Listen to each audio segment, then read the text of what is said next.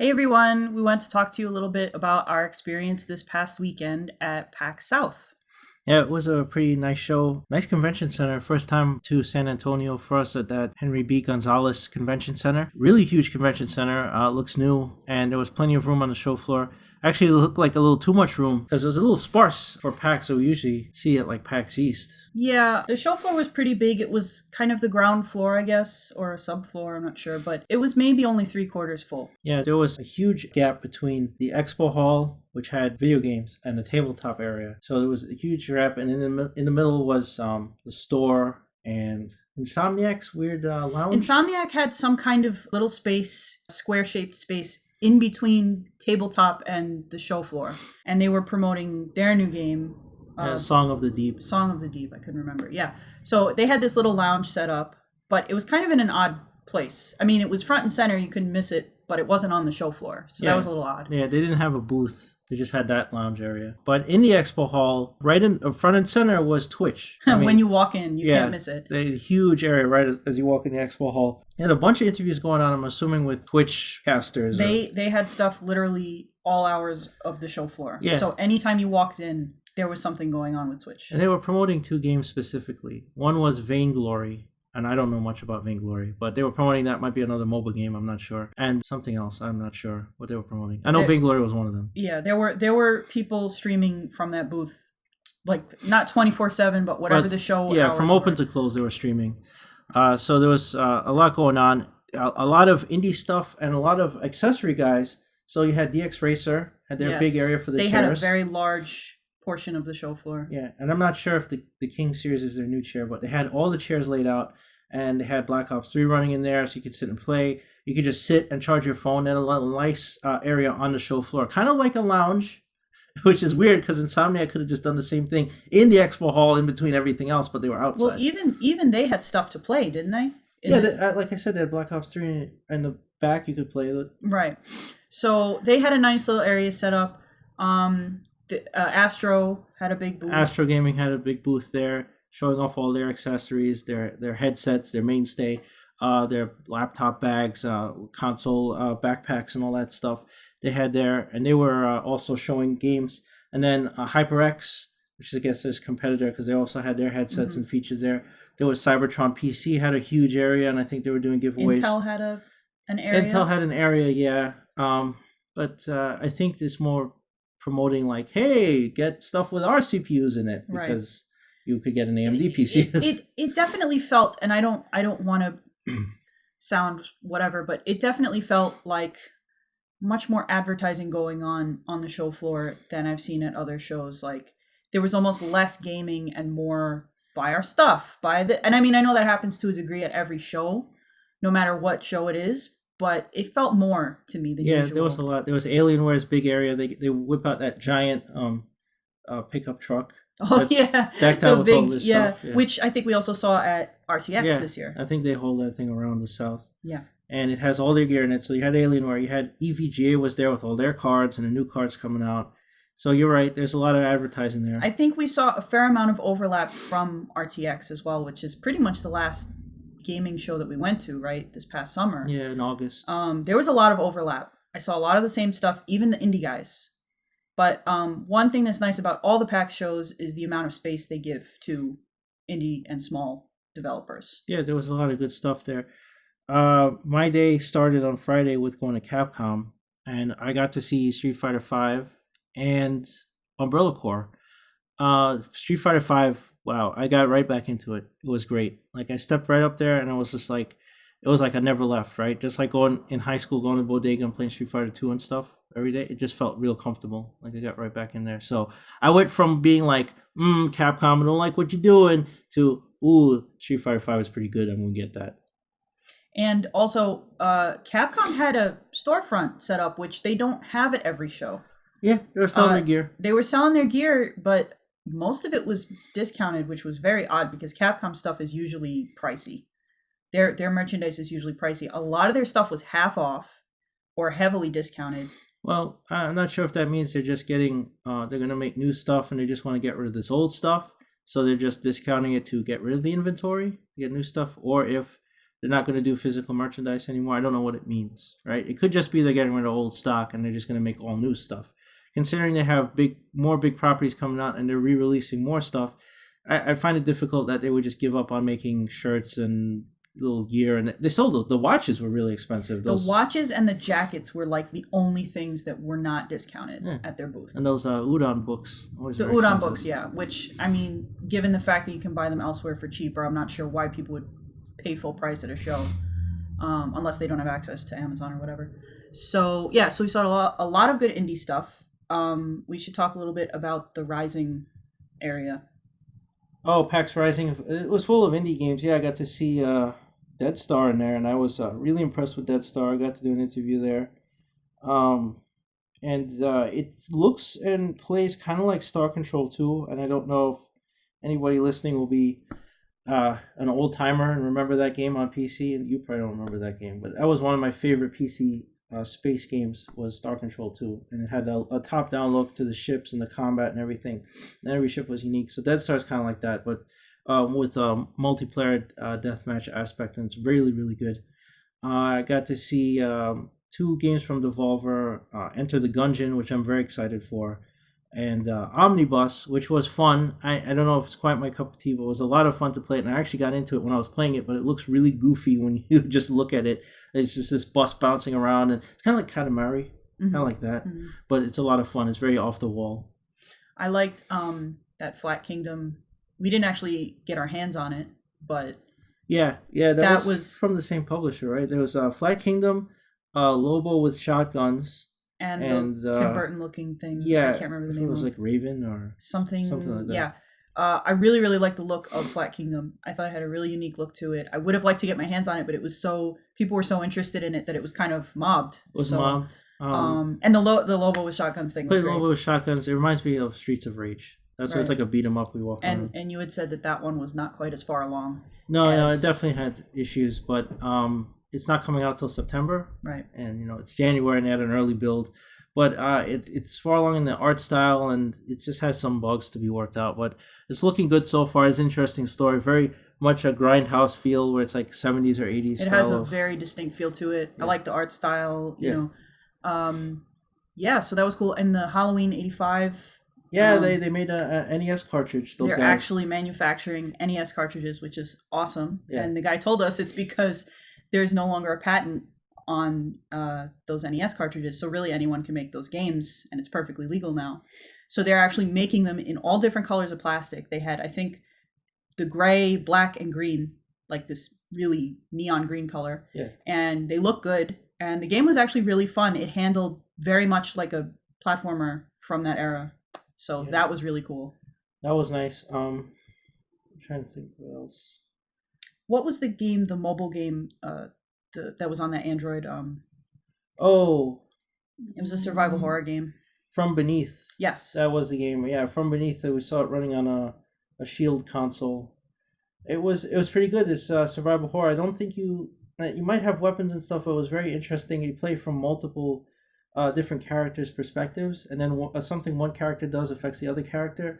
So it was really interesting, and I'd like to see that game fleshed out. But it was really nice to see it. It was running on a Shield console, and I was like, wow, it's just running on a TV, and it looked like a early somewhere PS2 between game. PS2, slightly higher than a PS2 game, but still pretty good. Yeah, I like the fact that all the character stories interlock. They weave in and out of each other, so that's cool. They're pulling a lot of influences, so there's some of that kind of Dead Space stuff, and then I think he said your characters get panicked, which is like Eternal Darkness, right? You can get panicked and stuff, and you can't function. So I thought that was pretty cool. Yeah, so I definitely would like to see a little more of that. Again, it's like there's so much stuff to see that it's hard to actually get your hands on everything versus stand there and watch a demo. Yeah. So I didn't get to actually physically play as much stuff as I would have wanted to, and I'm sure you did too. So yeah, you should talk about your interviews. So I interviewed at Capcom. I talked to them a bit about Street Fighter V and what to expect, and Umbrella Corps. But the hands-on said it all. Like Umbrella Corps, I was like, I don't know, this is not really looking like a Resident Evil game, and it's really not. It's a squad shooter, but it's actually really good. It's actually pretty interesting when you play it. It's put together really well. So I think that aspect will make uh, shooter friends happy, and I definitely got into it. But the theme could have been anything. It's a definitely a good shooter. Did it need to be Resident Evil? Probably not. But the zombies had an interesting aspect to it. Now Street Fighter Five, it was like it looks good. It plays really well. The moves came out like butter when I got my hands on a fight stick. So I'm all over that. So I'm pretty excited. Street Fighter Five is gonna come out in less than a month. I think February 26th it comes out. And Umbrella Corps doesn't have a solid date. It's just May. So we'll see when that seems to be the thing now, is you get either a quarter or a month that a game is coming out, but people don't want to commit to dates anymore. Companies don't want to commit to dates anymore. Well, a lot of people I asked for release dates said spring. A lot of it was like, it's coming in spring. Yeah. So it's a very nebulous sort of, time. Who else did you talk to? Dead Star, like I said before, I talked to them.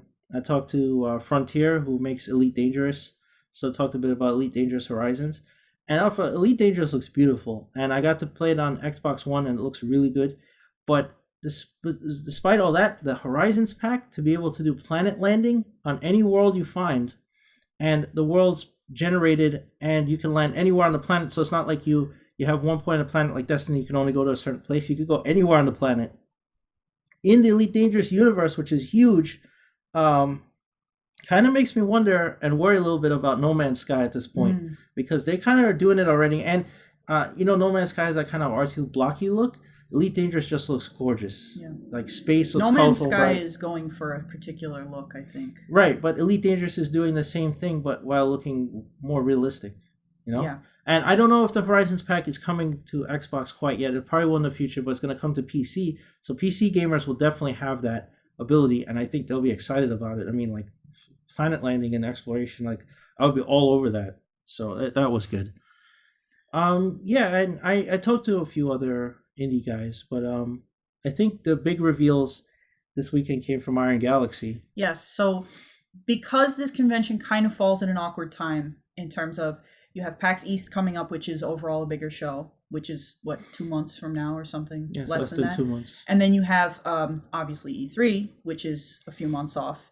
Everyone's kind of saving all their reveals for those two shows. And I think that's also why you have a bigger showing at PAX East in general. You have more stuff going on. But the interesting thing was Iron Galaxy was revealing a whole mess of stuff for Season 3 of Killer Instinct, which I am an enormous fan of. And it's interesting because they were pretty much the only ones doing any reveals this weekend. So I was very happy about that. And the reason why they were doing all these reveals was because the Killer Instinct World Cup was also happening in San Antonio at the same time as PAX.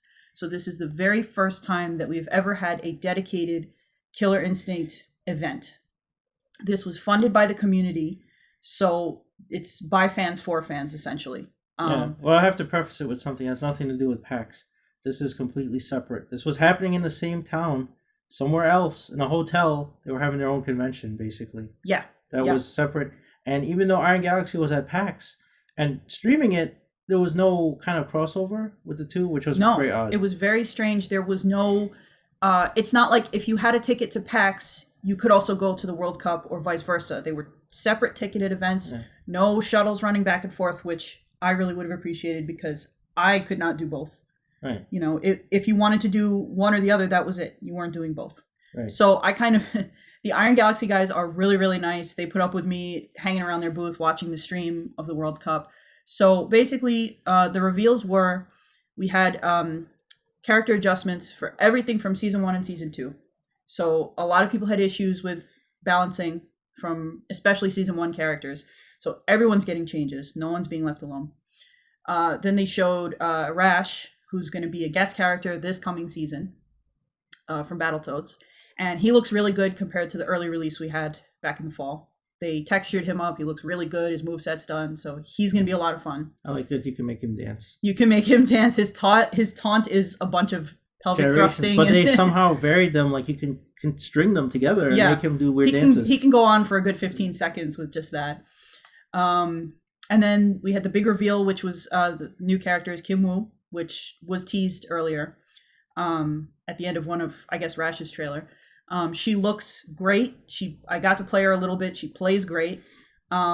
She's going to be kind of the, like you said, the Bruce Lee sort of She's character. definitely channeling that. Like she always had the dragon, but that was Bruce Lee's thing, and her mannerisms, the way she stands and everything, just reminds me of Bruce Lee Yeah. altogether. And she used nunchucks, right? Yeah. That's her main weapon. Yeah. That's like her mainstay. Yeah. So that's just perfect. I found her in KI2 to be a particularly kind of bland character, so I'm glad that they're doing something with her. I said the same thing about Maya. She's a pretty bland, generic character that they really spruced up and gave her an overhaul. She looks great, so very much looking forward to that. Then later in the day, they showed Ultimate Source is doing wave 2 of the Killer Instinct figures. So we're going to have TJ Combo, Orchid, and Cinder. They look great. And then we're going to have, they announced, the last announcement was we're going to have 2 more World Cups for the next 2 years. And they haven't said any details about that. And the biggest announcement of the weekend was KI Con, which we know nothing about other than it's happening. So there's going to be details coming about that soon, but I'm very excited about that. So it was a very good weekend if you were a KI fan. Yeah, that was happening the same weekend. So we did get to go to a couple of panels because I was doing interviews and stuff I didn't get to do. I got to do one and you got to do another one. Yeah. So why don't you tell us about that panel? So I went to Angry Joe's panel because we are both Angry Joe fans. And unfortunately, yeah, you had to go off to an interview. So I stayed for that. I had a pretty good seat. I was pretty close to the stage. He is a lot of fun. He's very energetic. He had other Joe with him and the other new guy that they brought on who manages their Twitch account. And he was just, it wasn't really focused in any particular direction. He was telling funny stories. Obviously, he did Q&As, for the last chunk of the panel. He talked a little bit about how he got started in the business. And he also revealed that he's been working on a few miniatures games. He's working on a Street Fighter miniatures game, Mortal Kombat miniatures, and Dragon Ball Z, I think. And it's like a mixture of miniatures, tabletops, cards. Like it's right. these... He has a love of board games, so he's definitely working on that. He's expanding his empire. It's Yeah. like gone beyond like just simple game reviews and the sketches and stuff. Now he's getting into building out his own tabletop stuff. And he's partnered now with Polaris, and they had a big presence at PAX. There were Polaris guys everywhere. Yeah. So they're a big network now on YouTube, so I guess he's partnered with them. The second panel we went to was the Stream Academy thing. I think it was pretty informative. It was run by a guy from Stream Academy. I guess he's a popular streamer. I didn't know who he was though. And then the head of Star Citizen, and one of the guys from Frontier who I actually interviewed, who's the community manager for Elite Dangerous. So they did that panel talking about streaming and communicating with developers and how to grow your audience and all that stuff. So it was pretty interesting. For an hour, it was packed with information. There was slides. I think the slides might be available for free on their site. He wasn't clear on that. Right. I know that guy was very irate in the middle of the panel trying to ask him to put slides back up because people were actually taking notes and they were moving through the slides pretty fast. Yeah. So that was informative. Overall, we saw some cosplay. Saturday was the cosplay day. Saturday, that all came out. Yeah. I would say Friday there wasn't quite as much, and Sunday there wased quite as much. Saturday was the day. And I got some good pictures, especially there was these set of players, cosplayers, who did all Bloodborne. There were all different characters, like a hunter. There was one of those brain women with the eyes all over their head. The doll, the hag from the church, the Odeon Chapel. I thought they were very good. I saw Raphael in the hallway, and I got a picture of him, like the Ninja Turtle. His head and everything looked like movie quality, right? Not the rest of it, but the head especially. The head, yeah. And then White Ranger, he was great. Saw a couple of cosplayers who did Transistor with the big sword.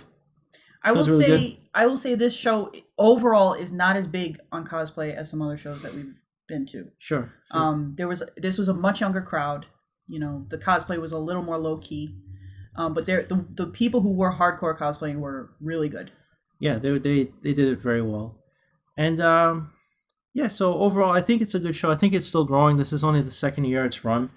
It may be destined to not be as large as like PAX East because of the time it falls on in the end of January. So you're in this nebulous area of all the holiday releases have come out, and January and February, for the most part, are dry on games. Yeah. February stuff starts happening. Right now, I guess it's gonna Street Fighter V is gonna kick everything off. March is gonna have some releases. April's a big month, so then you're gonna have stuff at PAX East, like maybe Dark Souls 3 might be playable there. Bandai might have a presence at PAX East where they didn't have a presence here, and Microsoft didn't really have a presence here, even though they were tweeting that they did. They had a Skype booth. They had the Skype booth. So when I was confused, it's like I'm looking at Twitter, I'm updating Twitter, and they're like, "Oh, you're at PAX South? Well, we're talking about Recore." I'm like, "We're at the Skype booth?" Yeah, I was confused. Either we missed something or they meant the Skype booth. I'm not sure. I did see Rare Replay at the Skype booth. They had Rare Replay, but not Recore. I didn't see that anywhere, and I was looking around. I mean, the only thing I could figure is obviously whoever's running that Twitter was not physically at PAX South. Yeah. So that could be a weird PR thing where they were told to say something and someone dropped the ball. I don't know. Yeah, and if they had a lounge, I didn't see it because there was the Polaris lounge. That's the only lounge I saw that had any sort of things talking about gaming. But Microsoft didn't have a lounge or a private room. Unless they did, and I didn't see it and didn't get an invite. But the only booth that was associated with them was the Skype booth. Yeah. Yeah. And, I mean, the show has room to grow. Yeah. There's space on the floor. They can grow out. I remember a time when PAX East had a lot of extra room. Yeah. And they don't anymore. They're packed to the rafters with stuff. Well, I think the attendance of this was really good this year. Saturday was packed. For the amount of space and open space there was, it was really hard to get around, especially Saturday.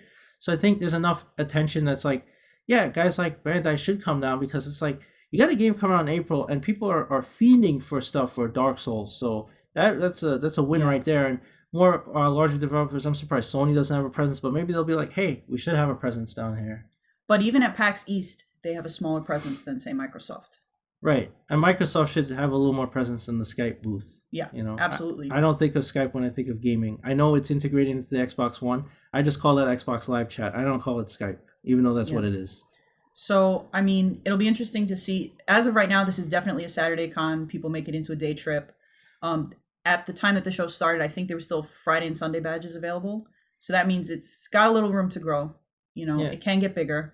The area that it's in, there's nothing but hotels in that area. So it's actually, the area is more conducive to conventions than I'd say the Boston Convention Center, which really has nothing around it. Like once that West End is booked, you have to go a mile out to the first hotel. And then you're way out. We were way out last time we were at PAX East, way out. And they have shuttles and stuff, which helps, but it's really far. That was what I noticed was that, PAX East is the hotel situation is so spread out. They actually have to have a shuttle system going. Yeah.